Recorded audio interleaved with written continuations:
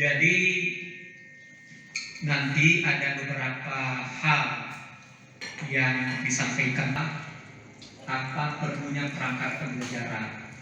Yang kedua, apa itu perlunya daripada kurikulum. Baiklah Bapak Ibu. Untuk kita workshop penyusunan kurikulum dan perangkat pembelajaran SMA Negeri 1 Labuan Haji periode tahun ajaran 2021-2023. Kepala SMA Negeri 1 Labuan Haji Bapak Ajaspian di SPDM PD.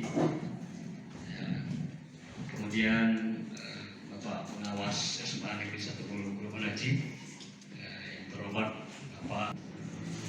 Kemudian saya itu bukan SAK pembawa acara. Saya terlanjur orang tua enggak. Sama dengan Pak saya.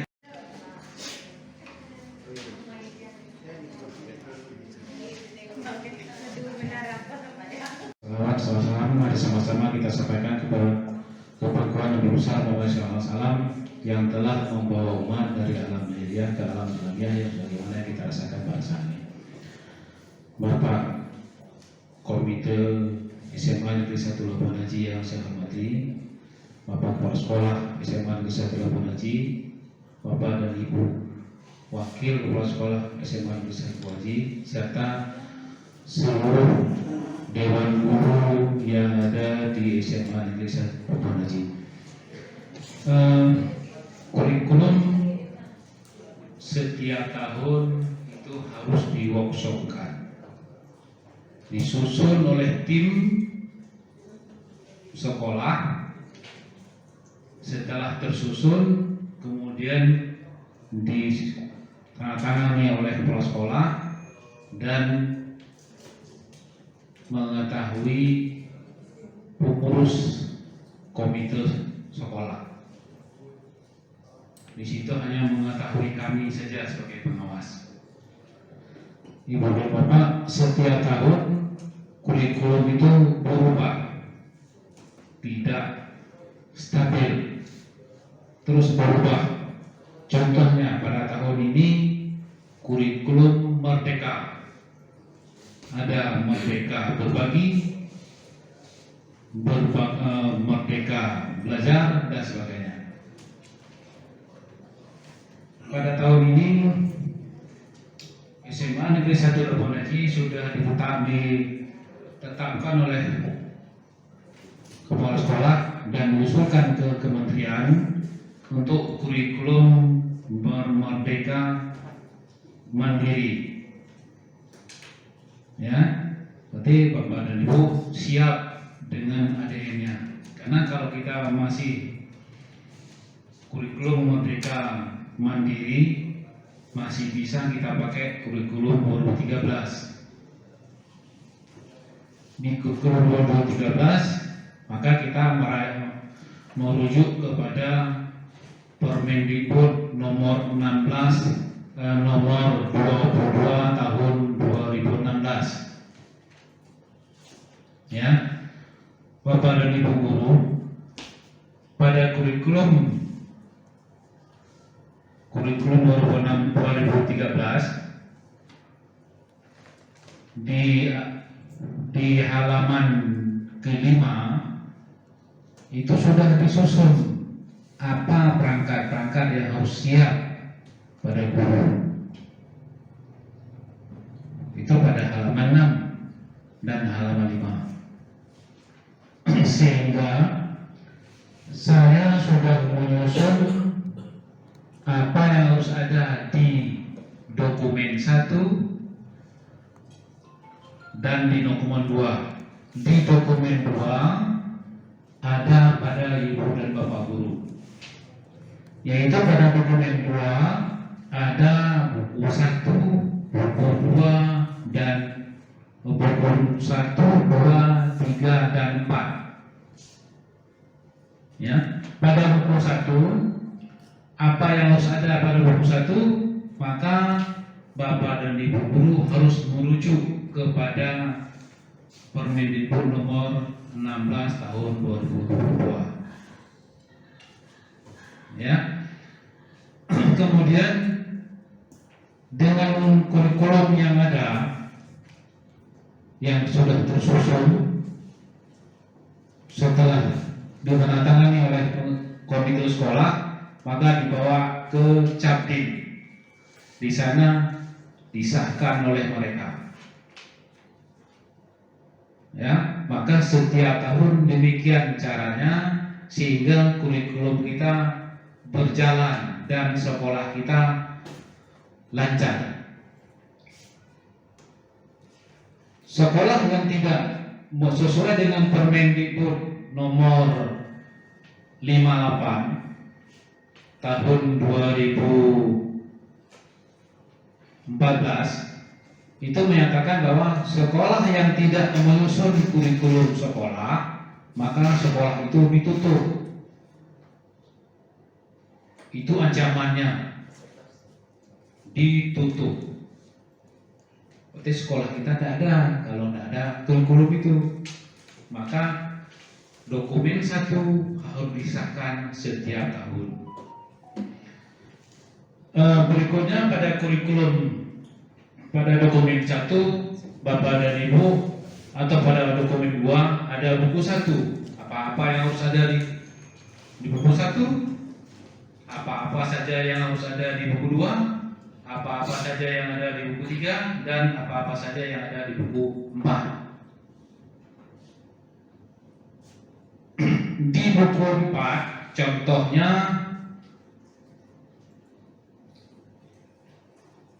di sini ada yang namanya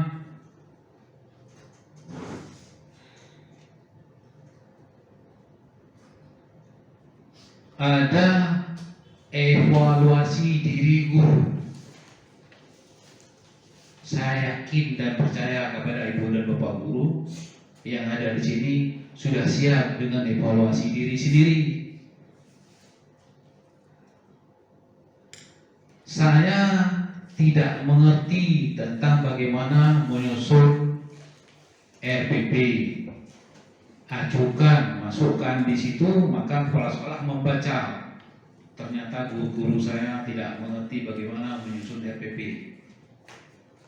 Oleh kepala sekolah, oh kalau demikian kita duduk bersama berbicara tentang RPP.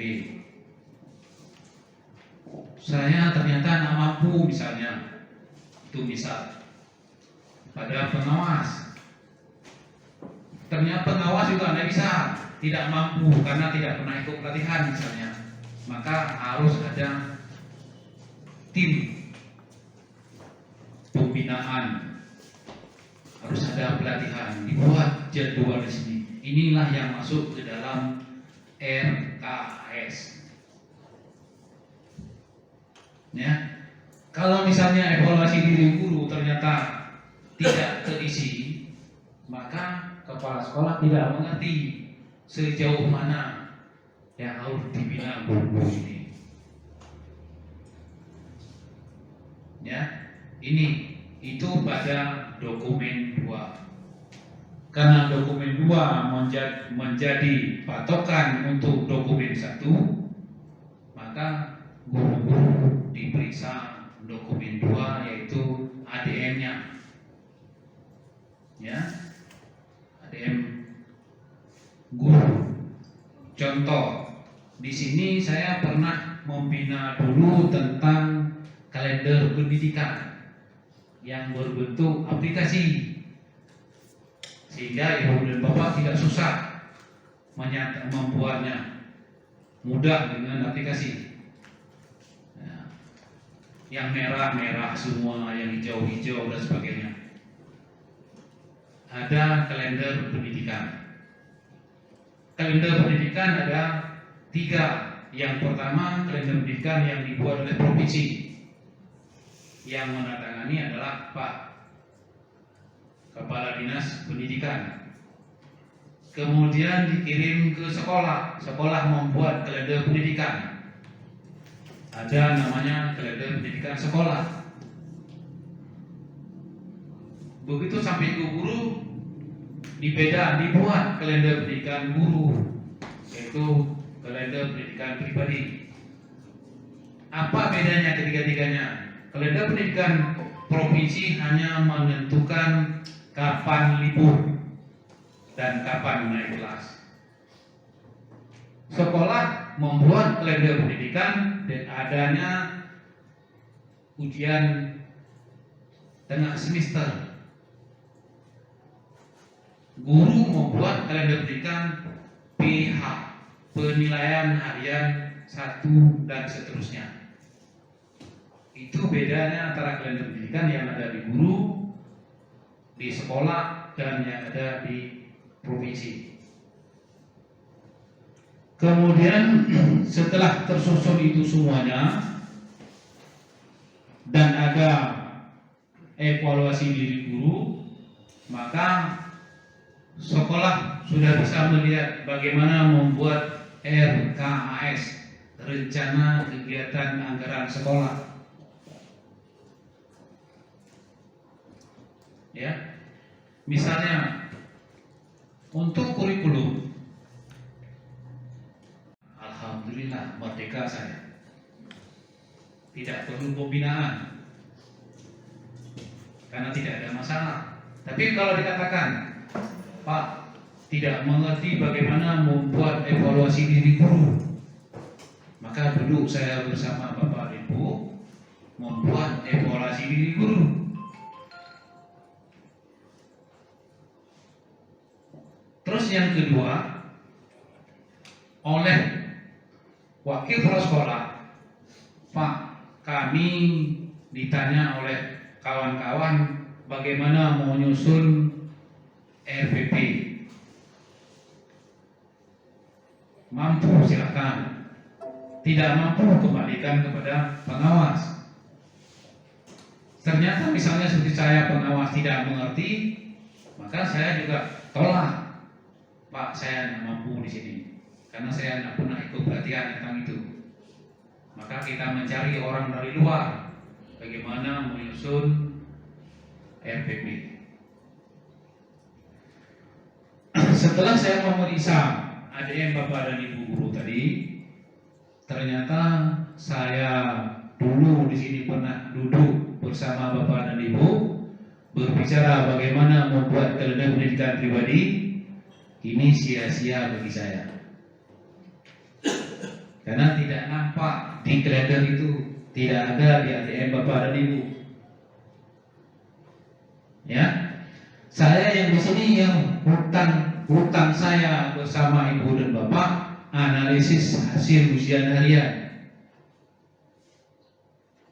Itu saya tidak sempat saya berikan kepada Ibu dan Bapak guru. Contoh, setelah selesai satu kali, maka Ibu dan Bapak guru membuat ujian harian.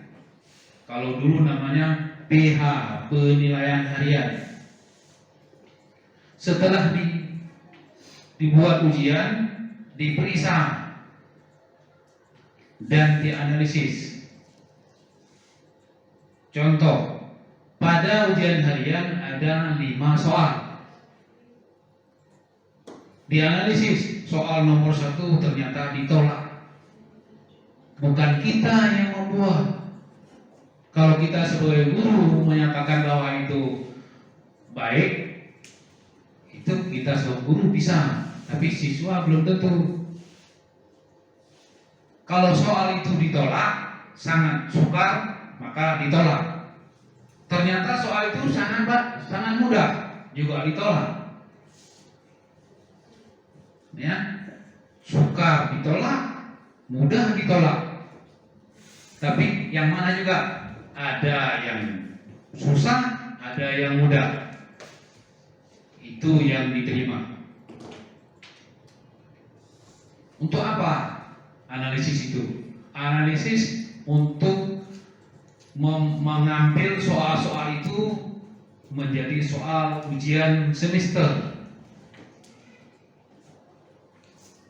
Setiap ujian semester diambil dari soal-soal harian. Soal itu yang di sana sudah ternyata sudah pernyataannya diterima. Yang demikian yang kita ambil sebagai soal semester. Kalau ibu dan bapak tidak menganalisis, terus membuat ujian harian atau membuat ujian semester, maka pada saat semester semua siswa atau ibu mengatakan ini anak-anak rendah sekali nilainya di bawah KM. Bagaimana Pak kita ujian kembali? Karena di ujian semester tidak ada remedial. Ya, kenapa? Soal yang Bapak Ibu mau menjadikan sebagai soal ujian semester, soal dari buku-buku.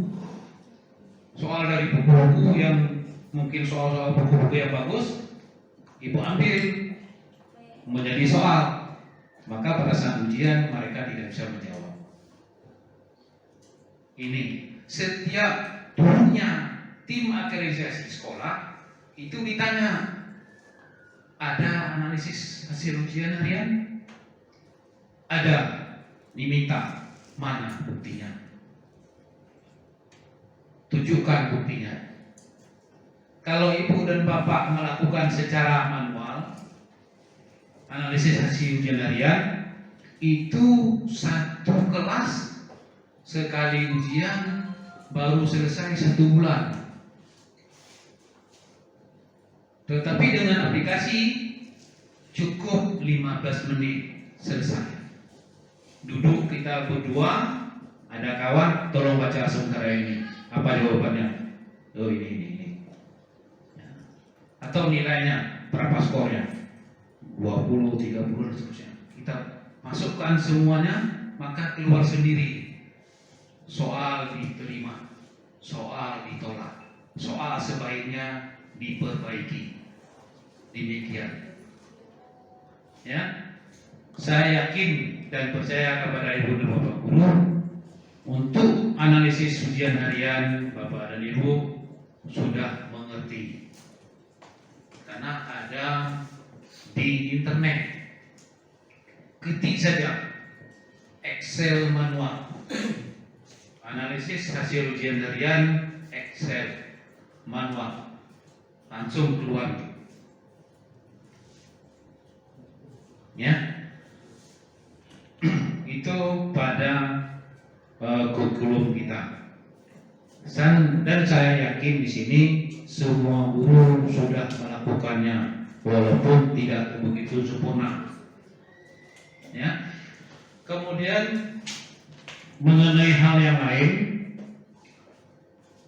tentang setiap tahun ada namanya PK Guru, penilaian kinerja guru. Ya, itu diperiksa mulai dari ADM sampai dengan cara mengajar. Di sini kalau nggak salah saya dulu Pak Mai sudah kami duduk bersama Pak Mai berbicara masalah PK Guru. Karena saya tanya siapa yang di sini menjadi tim penilai PK Guru. Ditunjuk Pak Mai. Saya tanya, Pak, ADM untuk mencari kinerjanya bagaimana? Ternyata kacau, tidak jelas. Tetapi setelah saya memberikan yang berbentuk Excel, ya mudah. Nomor 1 ini. Ternyata perlu 5. Yang ada 3 pada ibu itu. Berarti nilainya 1. Ternyata 1 pun ada 0.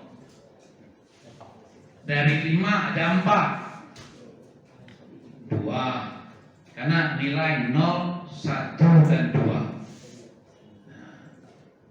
itu, sehingga guru-guru tidak komplain. Saya sebagai tim penilai, saya periksa guru A, saya kasih nilainya dapat misalnya 46. Pak, saya nak mau ini, nak mau saya begini. Maka saya minta, kalau ibu nak mau, tolong bawa kemari bukti fisiknya. Kita cari bukti fisik, karena di situ sudah diminta apa bukti fisiknya. Ya, dari PK guru melanjut kepada SKP. Jadi SKP tidak kita tinggal tulis-tulis saja, berasal dari kinerjanya. Itu SKP. Saya rasa itu saja yang dapat saya sampaikan pada hari ini. Dan yang kedua, saya bersama Bapak Komite, mari sama-sama Bapak dan Ibu, Bapak ya, kita menjaga sekolah ini. Bagaimana proses pembelajarannya dan lain-lainnya, Bapak sebagai komite ikut andil di dalam ini. Ya, bersama saya, mari sama-sama kita membina guru-guru di sini dan mengayomi mereka sehingga SMA Negeri 1 Labuan Bajo berhasil hendaknya. Apalagi contohnya seperti tadi ada guru di sini yang ikut sebagai guru penggerak dan guru prestasi, ya, dan kepala sekolah prestasi. Ini sudah mudah kita. Ya, demikian dan saya akhiri. Assalamualaikum warahmatullahi wabarakatuh.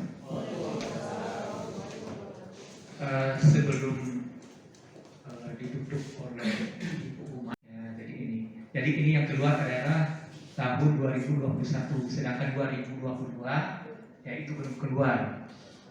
Ya, jadi ada banyak yang merah kita, dan ini aplikasinya nggak bisa kita kotak-atik berdasarkan jawaban anak-anak, jawaban guru. Baru-baru ini kita sudah mengikuti yang namanya survei lingkungan, ya.